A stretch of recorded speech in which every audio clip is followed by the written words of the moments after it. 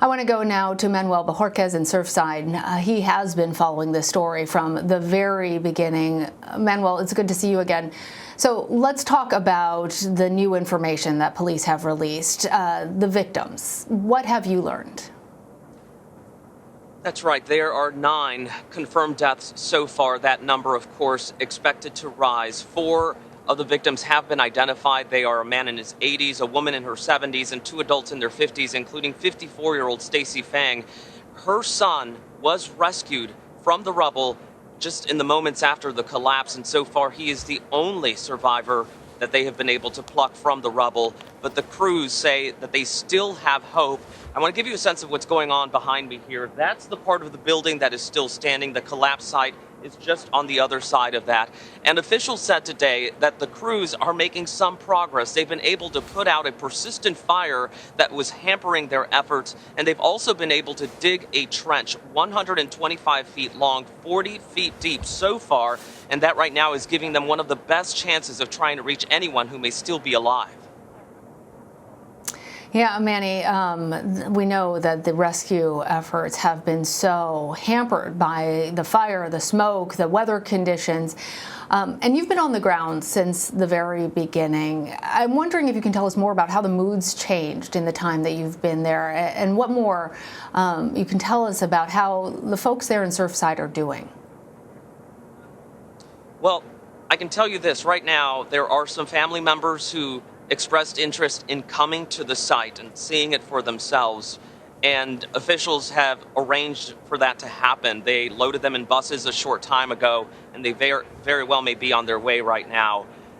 These family members, of course, they fear the worst, especially as time goes on, but you have to put yourselves in their shoes, and if there is one shred of hope that somebody may be alive, that is what they are holding on to. We've spoken to one family in this whole process, the Spiegel family. 65-year-old Judy Spiegel was on the 6th floor, and they, through tears, say, you know, we fear the worst, but we are so grateful for these rescue workers who are putting their lives in danger right now. Just give us that sense that if somebody may still be alive down there, that they are continuing to work to rescue those people. There's an Israeli team on the ground right now, and the commander of that team referenced that back in 2010, after that earthquake in Haiti, they rescued a 64-year-old man from the rubble 4 days after the earthquake. This is now day 4 of this collapse. Well, we will continue to offer up our prayers and try and continue to hope. Florida Senator Marco Rubio joined Face the Nation this morning. He spoke about some of the challenges that rescuers continue to face. I'm going to play for our viewers a little bit of what he had to say. You look at it from the north side of it, you can see it. You can literally see the layers. And then inside of there, there's everything from toxic chemicals, fire, smoke, all kinds of other hazards. And they have to be very careful. If they move one piece of rebar here, the rest of the pile could collapse somewhere else and either hurt the responders or hurt any survivors that might still be down there. And Manny, as you mentioned, international teams have now joined on the site to help with the search and rescue efforts. Can you tell us anything more about any expertise that these international teams bring, or more about how the folks have been working in shifts there? We have heard officials constantly praising the search and rescue team, but we've also heard from families that have been very frustrated that they feel like the process just isn't moving fast enough.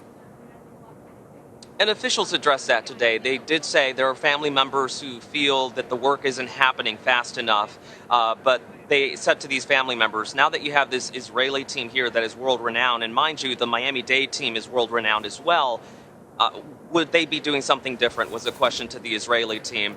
And they said absolutely not. This team from Miami-Dade County and all the ones who have come here from throughout Florida are doing exactly what they should be doing. It may seem slow, but it has to be painstaking for many reasons. The danger to rescuers, that building that's still standing, there are structural concerns about it too, and the possibility that it could partially collapse or, God forbid, go as well. And you have all those rescuers over there. They're also, every time they move some debris to try to make room to get in there, it shifts things around, and they have debris falling on them as well. So that gives you a sense of how difficult the conditions here are, not to mention the thunderstorms that have been coming through, making things wet and slippery, and the fire that they were dealing with up to maybe yesterday when they were finally able to contain it. These are very difficult conditions, but I've talked to these rescuers and they say, we are overwhelmed, we feel the pressure, we are doing everything that we can. They're even having to convince some of them to take the breaks that are required because it's so hot and they're so stressed. They're doing everything they can. Manny, you have also been tremendous out there. Thank you so much for your tireless efforts to keep us all apprised as we're watching and hoping. Manny, thank you.